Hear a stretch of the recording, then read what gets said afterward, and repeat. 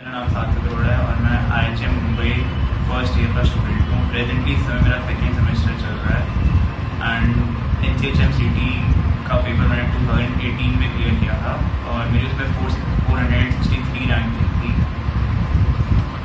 मेरा नाम सौरभ है, मैं 7वीं क्लास में हूँ। मैं पटना से हूँ, मेरा रैंक आया था 531। तो first of all the best to you guys जो तैयारी कर रहे हैं, एग्जाम जो आने वाले हैं। हम लोग बताएंगे हम लोगों ने कैसे तैयारी किया था मेरे साथ। पहली बात इसमें डरने की ज़रूरत नहीं है, जितना भी टाइम है उतना सफिशेंट है।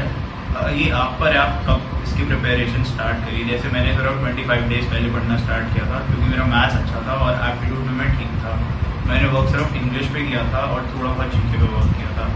बाकी इसके अंदर एक बिजनेस एप्टीट्यूड के क्वेश्चन आते हैं, उसको आप बहुत थोड़े से 1 या 2 बार प्रैक्टिस कर लीजिए। उससे पहले पेपर से पहले 2 दिन से पहले देख लीजिए, या पेपर से 1 दिन पहले भी देख लीजिए। तो बिजनेस एप्टीट्यूड के 50 क्वेश्चन में से 49 ठीक हो जाते हैं और 50 के 50 वैसे बेसिकली आपके आते होंगे पर थोड़े बहुत गलत हो जाते हैं। और बिजनेस एप्टीट्यूड में सबसे अच्छी ये बात होती है कि आपको 0 मार्क्स इसलिए भी नहीं मिलते, इसमें नेगेटिव मार्किंग नहीं होती है बिजनेस एप्टीट्यूड क्वेश्चन में। क्योंकि बिजनेस एप्टीट्यूड क्वेश्चन ये चीज़ मतलब मान लीजिए कोई आंसर है आपके लिए ठीक है पर दूसरे के परसेप्शन से गलत है, तो इसके अंदर 0 मार्क्स कभी नहीं मिलते। इसके क्वेश्चन जरूर अटेम्प्ट कीजिएगा और इसको सबसे ज़्यादा स्पीड से करने की कोशिश कीजिएगा। जैसे 50 क्वेश्चन स्टार्टिंग 15 to 20 मिनट्स में सबसे पहले कर लीजिएगा, क्योंकि अगर आप ये कर लेंगे तो आपको कॉन्फिडेंस भी आएगा। और उसके बाद जाइए आप अगर पेपर अटेम्प्ट करना है तो उसके बाद सबसे बिजनेस एप्टीट्यूड सबसे पहले अटेम्प्ट कीजिए। स्टार्टिंग 15 to 20 मिनट्स में आराम से 50 क्वेश्चन निकलेंगे। ये टोटल पेपर 200 क्वेश्चन का होता है, जिसमें से 50 बिजनेस एप्टीट्यूड क्वेश्चन होते हैं, 60 इंग्लिश क्वेश्चन होते हैं, 30 maths, 30 GK and 30 logical reasoning. Business aptitude के बाद आप स्टार्ट कीजिए लॉजिकल रीजनिंग। लॉजिकल रीजनिंग आप पेपर से 10 to 15 डेज पहले एक अरिहंत की बुक आती है only for the logical reasoning questions, आप वो सॉल्व कर लीजिए, आराम से हो जाती है 4 to 5 डेज में। उसको 2 बार कर लीजिए, आराम से हो जाएगा। और सबसे इम्पोर्टेंट प्रीवियस ईयर क्वेश्चन देख लीजिए। जैसे ही आपका लॉजिकल रीजनिंग खत्म हो जाए उसके बाद इंग्लिश जितना भी आता है आप कीजिए। और उसके बाद जीके में लोगों को भी बहुत कम क्वेश्चन आते हैं, अटेम्प्ट जो हो पाते हैं उसमें, बस नेगेटिव मार्किंग नहीं होनी चाहिए जीके क्वेश्चंस में। एंड देन मैथ्स बिल्कुल आपके ऊपर है कि आपको कैसे करना है। कईयों का जैसे मैथ्स 11-12 का बहुत अच्छा होता है पर इससे कोई फर्क नहीं पड़ता, क्योंकि जो इसके अंदर मैथ्स पूछा जाता है हायर मैथमेटिक्स की बेसिक मैथमेटिक्स पूछा जाता है। बेसिक मैथमेटिक्स आपका सारा 7th 8th और थोड़ा बहुत 9th और 10th का, बहुत थोड़ा सा 9th और 10th का मैथ्स होता है। बेसिकली सारा 7th 8th का होता है। मैथ्स बहुत बेसिक पूछा जाता है और कोई भी इसमें दिक्कत नहीं है।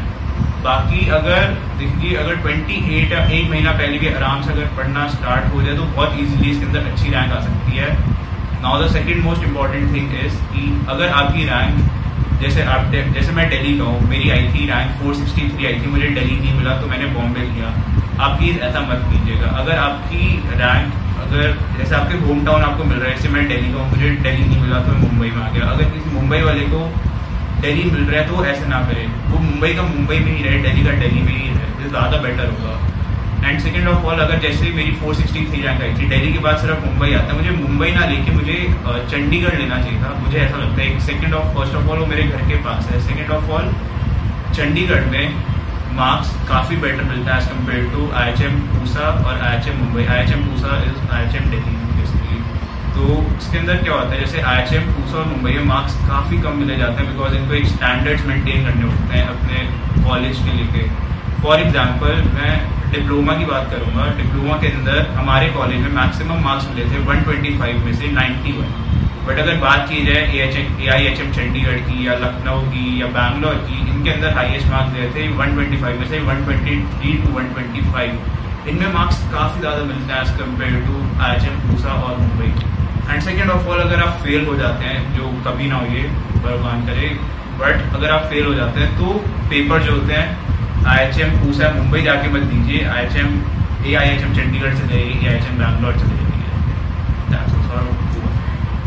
मैंने भी ऐसी तैयारी की थी, वो एक बुक आता है अरिहंत का IHMCT वाला, सिर्फ उसी से तैयारी की थी। और तैयारी ज़्यादा इसमें मुश्किल नहीं होता करने में, क्योंकि एक बुक होता है मैथ्स जनरली 10 के बेसिस पे आता है 10th लेवल पे, तो मैथ्स में ज़्यादा कुछ करना है नहीं। सिर्फ जनरल नॉलेज का मुझे दिक्कत हो है क्योंकि जनरल नॉलेज कहीं मिलता है नहीं, रोज़ न्यूज़ पढ़ना पड़ेगा, न्यूज़पेपर पढ़ना पड़ेगा, न्यूज़ देखना पड़ेगा।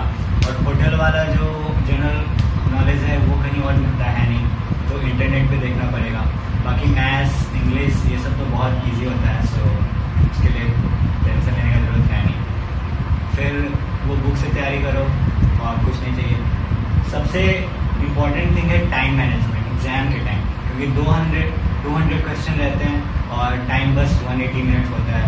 एक क्वेश्चन के लिए 52 सेकेंड से भी कम चाहिए होता है। तो टाइम मैनेजमेंट सबसे ज़्यादा जरूरी है। जैसे कि साथी ने बताया, और जो ऑप्टिकल रीजनिंग, ऑप्टिकल ही होता है ना, बिजनेस एप्टीट्यूड और लॉजिकल एप्टीट्यूड वाला जो क्वेश्चन है वो सबसे पहले करो, क्योंकि वो इजी होता है और वो 50 क्वेश्चन, वो बिजनेस एप्टीट्यूड होता है, तो 50 क्वेश्चन होता है। 50 क्वेश्चन वो, और ये इंग्लिश का 60 क्वेश्चन, इंग्लिश का 60 होता है। 110 क्वेश्चन अगर 20-25 मिनट में कर लो तो फिर टाइम बहुत बच जाता है इसके लिए। और एक चीज़ ऐसा भी होता है, जैसे मान लो मेरे भी 200 में से 140 नंबर आए, सौरभ के भी 200 में से 140 नंबर आए, पर अगर सौरभ के इंग्लिश के क्वेश्चन ज़्यादा सही हैं एज कम्पेयर टू मुझसे, तो सौरभ की रैंक मुझसे ज़्यादा ऊपर होगी। मान लो मेरी 463 रैंक बन रही है, सौरभ की 463 बन रही है, मतलब 463 रैंक बननी चाहिए। तो 460 अगर सौरभ इंग्लिश में ज़्यादा नंबर है तो सौरभ को 463 जाएगी, मेरे को 464 दी जाएगी। और इंग्लिश में ज़्यादा कुछ होता नहीं, बस एंटोनिम्स, साइनोनिम्स, ये सब एंटोनिम्स, सिनोनिम्स और अनसीन पैसेजेस होते हैं। और आई गेस एरर डिटेक्शन था, शायद था एरर डिटेक्शन।